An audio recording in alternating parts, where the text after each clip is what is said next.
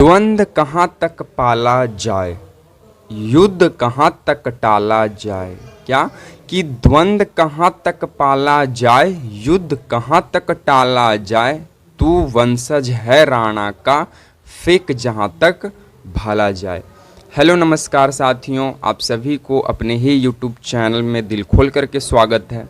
जैसे में आपको लगातार पता चल रहा होगा कि इस चैनल से लूसेंट के जीके जेस के सवाल कराए जाते हैं जो कि सभी परीक्षाओं के लिए उपयोगी है। बीपीएससी शिक्षक भर्ती, बिहार पुलिस, बिहार दरोगा, बिहार एसएससी, रेलवे, बैंक या फिर डिफेंस एग्ज़ाम। आप भारत के किसी भी प्रतियोगी परीक्षा की तैयारी कर रहे हैं, किसी भी एग्ज़ाम की तैयारी कर रहे हैं, उनमें आपका जीके जीएस के जो सवाल हैं वो यहीं से देखने को मिलेंगे। क्योंकि हमारे चैनल से जो भी जीके एंड जीएस के सवाल कराए जाते हैं उनका फुल डिस्कशन PYQs के होते हैं। ठीक है, PYQ जो प्रश्न होते हैं उनका फुल डिस्कशन होता है। तो पहले आप वीडियो देखिए, वीडियो पसंद पड़ता है तभी वीडियो को लाइक करेंगे, शेयर करेंगे एंड चैनल को सब्सक्राइब करेंगे। ठीक है, तो चलिए बिना समय को गवाए हुए हम सवालों से शुरुआत करते हैं। और आप ये भी कमेंट बॉक्स में करेंगे, जैसे में कि पहला सवाल है कि भारत के किस राज्य में डॉल्फिन रिसर्च स्थित है। अगर आपको पता है तो इस प्रश्न का भी कमेंट करेंगे कि 1 का ये होगा, 2 का ये होगा, 3 का ये होगा। ठीक है, चलिए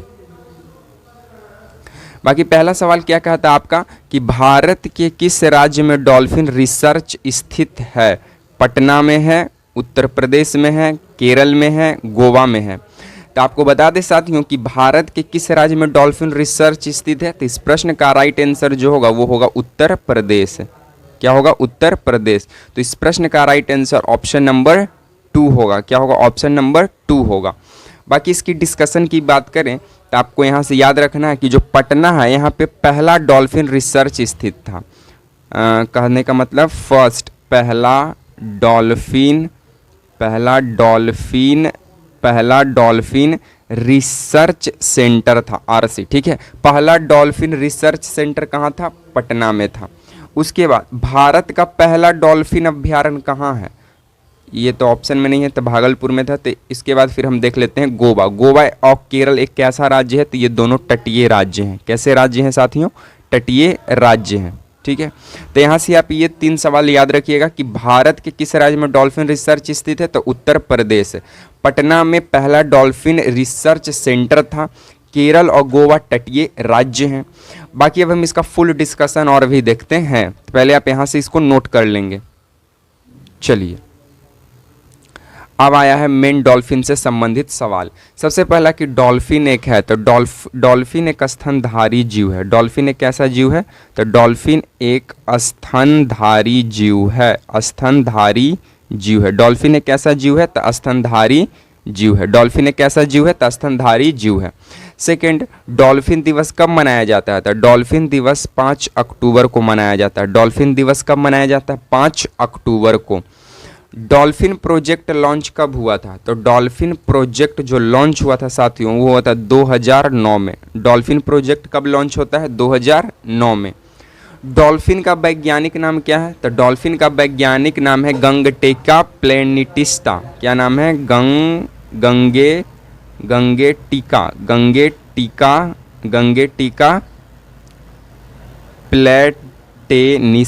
प्लेटेनिस्टा, ये इसका वैज्ञानिक नाम है। गंगेटिका प्लेटेनिस्टा, ये जो है डॉल्फिन का वैज्ञानिक नाम है। भारत का पहला डॉल्फिन अभ्यारण्य कहाँ है? तो भारत का पहला डॉल्फिन अभ्यारण्य विक्रमशिला था। विक्रमशिला जो कि बिहार के भागलपुर जिला में पड़ता है। कहाँ पड़ता है? भागलपुर जिला में। और भागलपुर जिला हमारा भारत का कैसा राज्य है? तो ये दक्षिण में स्थित राज्य है। दक्षिण और पूर्व में स्थित राज्य है। उसके बाद बोलता है कि पहला डॉल्फिन रिसर्च सेंटर कहाँ था? तो पहला डॉल्फिन रिसर्च सेंटर साथियों ये था पटना। ये कहाँ था? पटना था।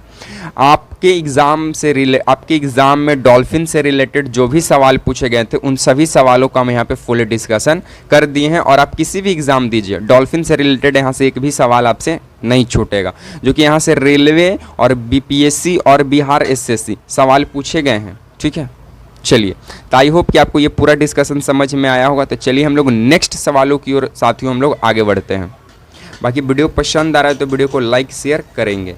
नेक्स्ट हमारा सवाल बोलता है कि भारत में सर्वाधिक चाय का उत्पादन कौन सा राज्य करता है? असम करता है, कोलकाता, कर्नाटक या बिहार?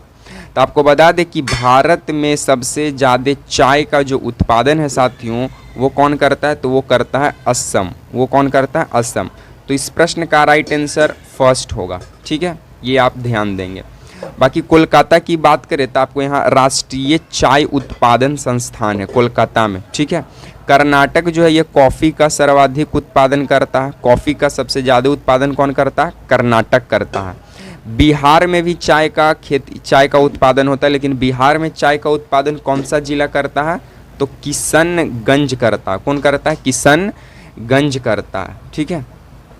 चलिए, अब चाय से पहला नंबर इसका आंसर जो होगा वो फर्स्ट होगा। चलिए इसका ऑल भी हम डिस्कशन देखते हैं। ये लीजिए चाय से रिलेटेड फुल डिस्कशन। सबसे पहला सवाल कि चाय को पहली बार जीआई टैग जो है कब मिला? तो चाय को पहली बार जीआई टैग जो है वो 2004 में मिलता है। और किसको मिलता है? तो दार्जिलिंग की चाय को। किसको मिलता है? दार्जिलिंग की चाय को। दार्जिलिंग की चाय को जो है ये कहाँ पड़ता है? पश्चिम बंगाल में पड़ता है। इसको 2004 में जीआई टैग मिलता है। बिहार में सबसे ज़्यादा चाय का उत्पादन कौन करता है? तो किशनगंज जिला करता है। कौन करता है? किशनगंज जिला करता है। राष्ट्रीय चाय संस्थान कहाँ है? तो राष्ट्रीय चाय संस्थान कोलकाता है। कहाँ पे है? कोलकाता में है। उसके बाद चाय में नशीला पदार्थ होता है? एकदम होता है। चाय में नशीला पदार्थ थीन पाया जाता है। कौन सी पाया जाता है? थीन। कॉफ़ी में नशीला पदार्थ एकदम पाया जाता है। कैफीन उसका नाम है। क्या नाम है? कैफीन नाम है उसका। क्या नाम है? कैफीन। उसके बाद सर्वाधिक सूर्यमुखी कहाँ उगाई जाती है? तो सर्वाधिक सूर्यमुखी जो है ये कर्नाटक में ही इसका जो है सर्वाधिक उत्पादन किया जाता है। अच्छा, तंबाकू में नशीला पदार्थ क्या पाया जाता है? इसका आंसर आप लोग कमेंट बॉक्स में देंगे। बाकी चाय से रिलेटेड साथियों आपके जितने भी एसएससी और रेलवे में सवाल पूछे गए थे उन सभी सवाल हम आपके समक्ष प्रस्तुत कर दिए हैं आंसर के साथ। तो ये सभी आप नोट कर लेंगे, ठीक है। चलिए नेक्स्ट बोलता है कि भारत का राष्ट्रीय बैंक कौन सा है? एसबीआई है, पीएनबी है, आरबीआई है या नाबार्ड है? तो भारत का केंद्रीय बैंक जो है साथियों वो है आरबीआई। वो कौन है? आरबीआई। तो इस प्रश्न का राइट आंसर ऑप्शन नंबर 3 को चला जाएगा, ठीक है। बाकी एसबीआई की स्थापना कब हुआ था? तो एसबीआई की स्थापना 1 जुलाई 1955 में होता है। एसबीआई की स्थापना यानी स्टेट बैंक ऑफ इंडिया की स्थापना। नाबार्ड की स्थापना कब होता है? तो नाबार्ड की स्थापना 12 जुलाई 1982 को शिवरमन समिति। कौन सा? शिवरमन समिति के सिफारिश पर किया जाता है। आप लोग कमेंट बॉक्स में जवाब देंगे कि पीएनबी की स्थापना कब हुआ था। बाकी आरबीआई की स्थापना 1935 में, ठीक है। चलिए, ये तो हुआ शॉर्ट डिस्कशन। अब हम इसका फुल डिस्कशन देखते हैं। ये लीजिए, सबसे पहले आरबीआई का राष्ट्रीयकरण कब हुआ? तो आरबीआई की सबसे पहले ये समझिए, आरबीआई की जो स्थापना है वो 1 अप्रैल 1935 को होता है। उसके बाद आरबीआई का राष्ट्रीयकरण जो है वो 1 जनवरी 1949 को होता है। आरबीआई का मुख्यालय कहाँ है? आरबीआई का मुख्यालय साथियों मुंबई में स्थित है। आरबीआई का प्रथम गवर्नर कौन बनते हैं? तो आरबीआई के प्रथम गवर्नर जो हैं वो बनते हैं ओसबॉर्न स्मिथ बनते हैं आरबीआई के पहले गवर्नर। उसके बाद आरबीआई के प्रथम भारतीय गवर्नर कौन बनते हैं? तो सीडी देशमुख, चिंतामणि देशमुख बनते हैं। सीडी देशमुख बनते हैं। तो इस बात को भी आप ध्यान रखेंगे। बाकी आरबीआई से रिलेटेड जितने भी सवाल थे वो सारे आपके समक्ष प्रस्तुत किए गए हैं। बाकी वीडियो पसंद आ रहा है तो वीडियो को लाइक शेयर एकदम अवश्य ही करेंगे साथियों। चलिए नेक्स्ट सवाल है कि हरित क्रांति शब्द किसने दिया? Norman Borlaug, MS Swaminathan, William God या इनमें से कोई नहीं। तो आपको बता दें कि हरित क्रांति शब्द दिए थे कौन? William God. कौन दिए थे? William God. तो इस प्रश्न का साथियों right answer option number 3 number option के जाएगा। बाकी हरित क्रांति से रिलेटेड जितने भी आपके एग्जाम में सवाल पूछे गए हैं उन सभी सवालों का हम फुल डिस्कशन आपके समक्ष प्रस्तुत करेंगे। सबसे पहला सवाल कि विश्व में हरित क्रांति के जनक कौन है? तब विश्व में हरित क्रांति के जनक है नॉर्मन बोरलॉग। नॉर्मन बोरलॉग हैं। सेकेंड सवाल, भारत में हरित क्रांति के जनक कौन है? तब भारत में हरित क्रांति के जनक हैं एम.एस. स्वामीनाथन। एम.एस. स्वामीनाथन, ठीक है। चलिए नेक्स्ट, सबसे पहले हरित क्रांति किस राज्य में आया? तो पंजाब में आया। पंजाब में आया, हरियाणा में आया, पंजाब में आया, हरियाणा में आया और उत्तर प्रदेश, पश्चिमी उत्तर प्रदेश में आया। हरित क्रांति किस फसल के लिए उपयोगी था? तो गेहूं और धान के लिए। गेहूं और धान के लिए उपयोगी था। इसमें बीज, हरित क्रांति में किस बीज का उपयोग किया गया? तो HYV बीज का, यानी हाई यील्डिंग वैरायटी बीज का जो है उपयोग किया गया। हरित क्रांति की शुरुआत कब मानी जाती है? तो शुरुआत जो है 1960 से लेकर 1970 के बीच में मानी जाती है। बाकी हरित क्रांति से संबंधित साथियों जितने भी सवाल BPSC के द्वारा पूछा गया था वो सारे सवाल आपके समक्ष हम रख दिए हैं। इसको आप नोटबुक में नोट कर लेंगे, ठीक है। तो आई होप कि आपको वीडियो अच्छा लग रहा होगा। चलिए नेक्स्ट बोलता है कि विश्व का सबसे बड़ा डेल्टा है सुंदरवन डेल्टा, सिंधु नदी delta, Danube delta, Amazon delta. तो देखिए विश्व का जो सबसे बड़ा डेल्टा है साथियों वो है सुंदरवन डेल्टा। तो इस प्रश्न का right answer option number A जो है वो सही जाएगा।